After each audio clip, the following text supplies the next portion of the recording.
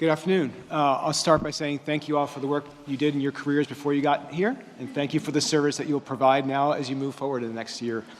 My name is Dr. Alex Piquero. I'm the director of the Bureau of Justice Statistics, which is one of 13 federal statistical agencies in the federal government. Most of you know the census, right? Most of you know Bureau of Labor Statistics. BJS does crime and justice data. But like many of you, in just about every possible way, I shouldn't be on this stage or in this room. My mom and dad came from the United States. They were teenagers in Cuba, in Havana, and they left Cuba to come to the United States like a lot of their colleagues did in search of a better life and a better world. I grew up very modestly in the Washington, D.C. area with an older brother and my mom's parents, where I got to eat really good fried plantains and croquetas every day of my life.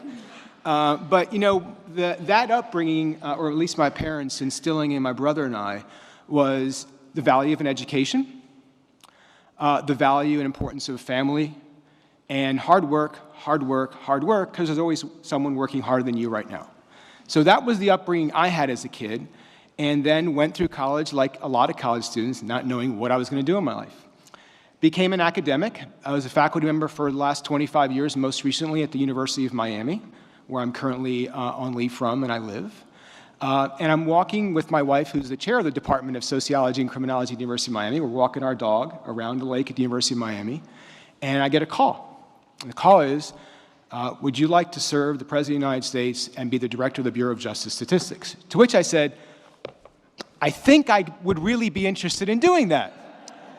And so you go through this long process of, the process of getting appointed. And so finally, in June of 2022, President Biden appointed me to be the Director of the Bureau of Justice Statistics, the first Hispanic to be the Director of BJS. And hopefully your commission will instill points going forward that there's going to be many less firsts and a lot more seconds and thirds going on throughout the rest of our lives. It's the honor and privilege in my lifetime to serve the president, but also this agency, which is a statistical agency. Our job is to collect, analyze, and disseminate information for the American public in a very fair way where the data are the data. And as I said all along throughout my career, different people need different data in different ways for different reasons. So when I'm talking to my academic colleagues, we can geek out and use a lot of Greek equations. But when I'm talking to my parents, it's not going to be anything about Greek equations, and it's going to be what do these data say, not how those data should be used. That's a different set of questions for a different set of people to make those decisions. At BJS, we have been a very big champion for a long period of time at disaggregating data, which is something Denise talked a little bit a while ago. We disaggregate the majority of our data collections by race and ethnicity. So most of our analyses on crime and victimization will include whites, blacks, Hispanics, Asian Americans, Indians, and other, depending upon the sample size. And that's always a bit of an issue when you think about data privacy, is how many cases you can have to make sure that you have reliable, credible, and accurate data where you do protect people's individual privacy. And I'll give you a perfect relevant example. How many 53-year-old men are currently leading a federal statistical agency in the United States? It'll be one. That's not about me, but that's about me saying that if I have a couple data elements in a data file, I can identify someone. So there's a tension that exists where we want to provide everybody as much data as possible because that's what everybody's used to right now on a telephone, but we have to guard your information, my information, and the information of any piece of data that we collect in the United States. BJS is also partnering with Denise Ross and her team at OSTP and with Ambassador Rice's team on the Domestic Policy Council. We've just prepared a report to the President of the United States. Never thought that would happen in my life. That will be delivered in a few short weeks that talks about the state of policing data in the United States and the importance of disaggregating data and making data available to people in a way that's usable for them in today's world. So that's a real big honor as well. So I think the point I want to make is that BJS is very relevant to your work, and the reason why is a lot of the discussion has been on education for high school and college. There's also the reinstatement of Pell Grant funding for incarcerated students. That's really important. I would also urge you to think about that set of students in the course of your work, because we need to help people have the skills to make them succeed in the world in which we live in. My work, as well as the work of other people, has shown the value of education, even while in prison, is associated with more successful reentry. I like saying that better than increase or lower recidivism. We should focus about reentry being a positive and not recidivism being the negative. So make sure that you think about that work. If BJS or any of our sister organizations within the Office of Justice Programs, within the Department of Justice, can help you in any kind of way, the answer is we will help you in any kind of way we can to provide you the best, most reliable, accurate, and credible data that we can provide. Thank you very much for the privilege of your time.